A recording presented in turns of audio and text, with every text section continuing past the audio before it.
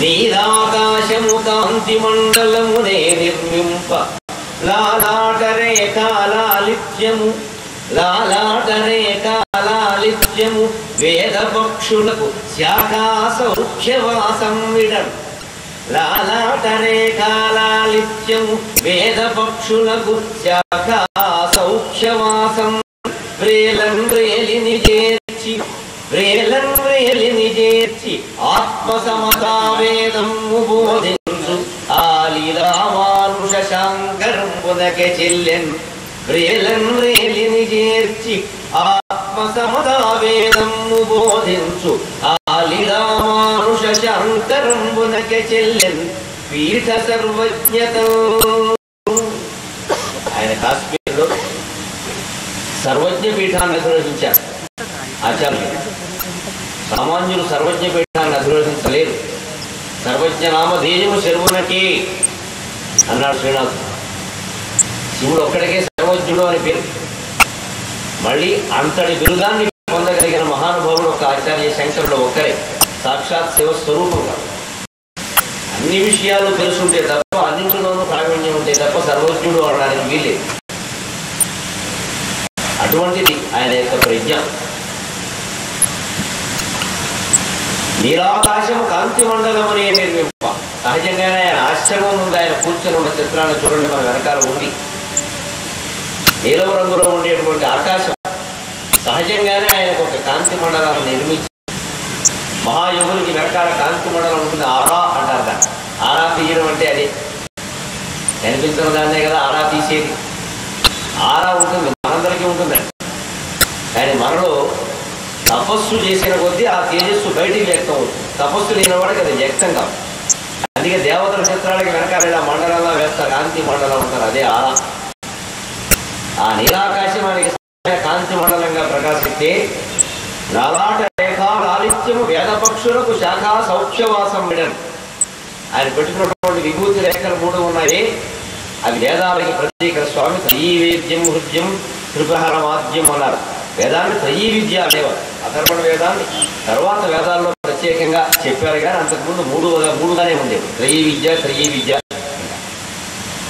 అందుకని ఆ 3 విభూతి రేఖలు 3 రకాల వేదాలకు ప్రతీకలుగా ఉంటే వేద పక్షులకు శాఖా సౌఖ్యవాసం వేయడం.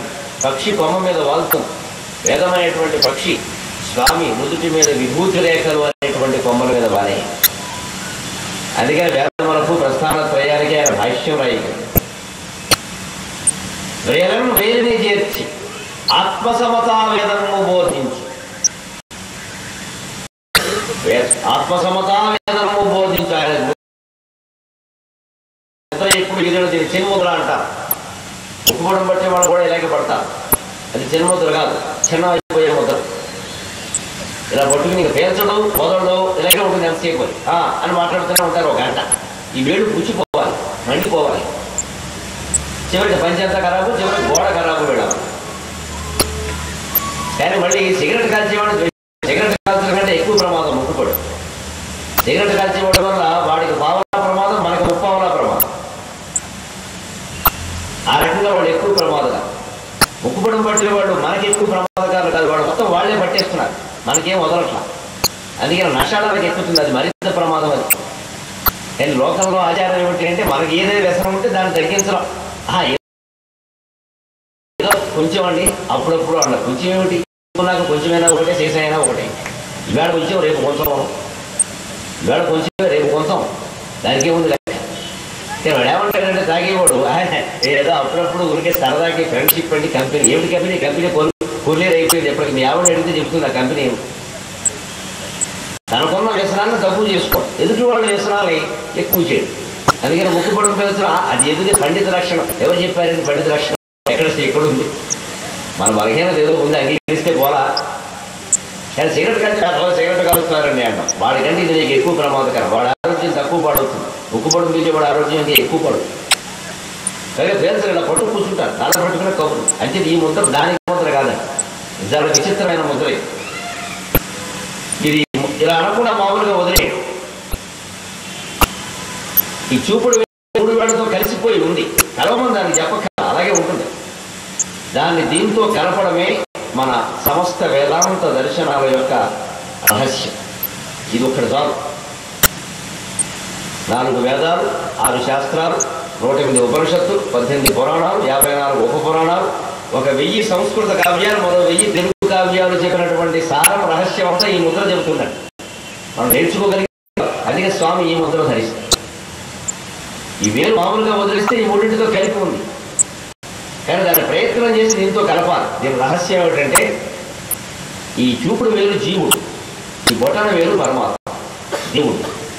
అంగుష్టమాత్ర పురుష అంటారు కదా. హృదయంలో ఉండేటువంటి భగవద్జ్యోతిని అంగుష్టమాత్రంగా చెప్తారు. ఈ అంగుష్టం దేవుడు, ఈ చూపుడు వేలు జీవుడు. ఈ జీవుడు మామూలుగా ఎలా ఉన్నాడు? ఈ మూడింటితో కలిసిపోయి ఉన్నాడు. ఈ 3 ఏమిటంటే సత్వగుణం, రజోగుణం, తమోగుణం. గుణమని చెప్పక్కల కలిసిపోయి ఉన్నాడు. వాడిని ఆ జీవుడిని సత్వరజస్తమో గుణాల నుంచి విడదీసి నెమ్మదిగా జీవుడితో కలపాలి. అంతే తత్వం, ఇంకేం లేదు. నేర్చుకోగలిగితే ఇది ఒకటి చాలు, ఇంక వేరే ఏం అక్కల. ఇంకా ఎన్ని గ్రంథాలు చదివినా చివరికి ఇదే, ఇది ఒకటి తెలుసుకునే. ఇప్పుడు మన మనస్సు, జీవుడంటే మన మనస్సు. ఎప్పుడు మన మనస్సును మీరు పరిశీలించండి, అది తమో గుణంలో ఉంటుంది, లేదా రజోగుణంలో ఉంటుంది, లేదా సత్వగుణంలో ఉంటుంది. ఏ గుణంలో లేకుండా ఉండదు. ముద్దు నిద్రపోతూ ఉంటుంది సుషుప్తిలో, అప్పుడు మాత్రమే ఈ గుణాలు ఉండవు. అలాగే గుణాతీతం అనడానికి వీల్లేదు. అదో రకమైన తమో గుణం. ప్రమాదాలస్య నిద్రాభిని అంటారు భగవద్గీత. మరిచిపోవడం, ఆలసించడం, బద్ధకం, నిద్ర, ఇవన్నీ తమో గుణ లక్షణాలు. విపరీత నిద్ర, క్రౌర్యం, హింస, ఇవన్నీ తమో గుణం. అందులో ఉంటాం మనం. క్రౌర్యం, హింస కొంతమంది ఉన్నారు కదా, ఉంటారు. ఎప్పుడు నిద్రపోతూ ఉంటారు కొంతమంది. వాడు సుఖజీవులు అని అడిగితే వాడు ఎవరిని బాధపడ్డాడు, వాడు బాధపడి సుఖంగా పడుకున్నాడు. అందుకే నాకు నియమం, మా ఇంట్లో ఎవడు పడుకున్నా నేను లేవు. వాడు ఎప్పుడు లేస్తే అప్పుడు లేవనేది తొందర ఏముంది. లేచి ఈ లోకంలోకి వచ్చి బాధపడమే కదా, పడుకొని అంటాను. పడుకున్న వాడాలో సుఖజీవి. లేస్తే మనకి బాధ, వాడికి బాధ. పడుకో సుఖపడుతున్నాడు పోజు. నేను వాడు ఒక రకంగా సుఖజీవాడు, గొడవ లేచాడని కూడా రజోగుణం మొదలవుతుంది. వాడితో పోటీ, వీడితో గొడవ, రాగద్వేషాలని, నువ్వెక్కువ నేనెక్కువ అంటే ఇంకా యుద్ధం మొదలు. లేచామంటే మొదలే. అంతకంటే కొంచెం గొప్పది సత్వగుణం. అది మరీ గొప్పది ఏం కాదు, అది కూడా వదిలించుకోవలసిందే. కానీ కొంచెం సత్వగుణం అంటే ఏమిటి? ఇటువంటి కార్యక్రమాలు ఏర్పాటు చేయడం, సత్సాంగా ఇచ్చి మంచి మాట్లాడుకోవడం, ప్రశాంతంగా ఉండడం. ఇది దీంట్లో కూడా ఇబ్బంది ఏమిటంటే, మేము కాబట్టి పెట్టామంటే 10 రోజులు ఎవడు పెట్టాడు హైదరాబాద్ మొత్తం మీద, అదే సాత్విక అహంకారం అంటారు దాన్ని. ఏడవ కాలా ఇంకోసారి పెట్టలేవు అలా ఏడిస్తే.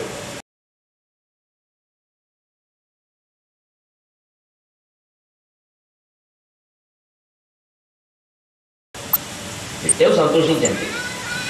ఈ శంకరాచార్య గురించి మాట్లాడడం గొప్ప విషయం. నేను కాబట్టి మాట్లాడానంటే ఎలాగా, ఇంకెవరు మాట్లాడారంటే సాత్విక అహంకారం అంటారు.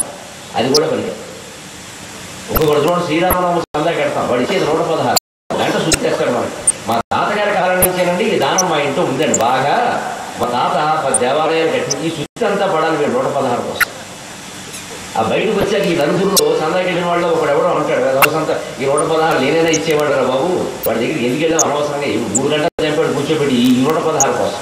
ఇదే సాత్విక అహంకారం. వాడు ఎవరు చేసిన నిజమే కావచ్చు, కానీ నువ్వు చెబుతావేమిటి, నేను చెప్పుకోవాలి కదా.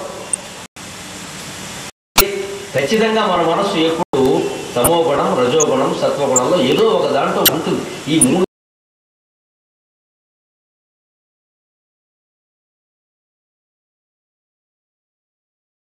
వేళ్లతోనూ ఈ జీవుడు కలిసి, ఈ చూపుడు వేలు కలిసి ఉండడం చాలా సహజం.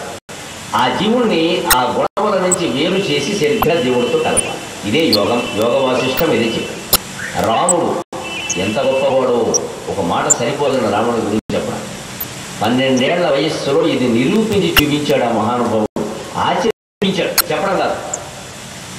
చాలా మంది ఆచార్యులు చెప్పారు, వాళ్ళ జీవితాల్లో ఆచరించారంటే వేరే విషయం. కానీ రాముడు ఆచార్యులందరికీ ఆరాధ్యుడు. ఆయన ఆచరించి చూపించాడు ఎలా ఈ 3 గుణాల నుంచి విడిపడాలి, జీవుడిని దేవుడితో కలపాలి. ఒకే ఒక జర్నీ, ఓన్లీ సింగిల్ జర్నీ, ఒకే ఒక యాత్రలో నిరూపించాడు రాముడు తన జీవితం. ఎందుకంటే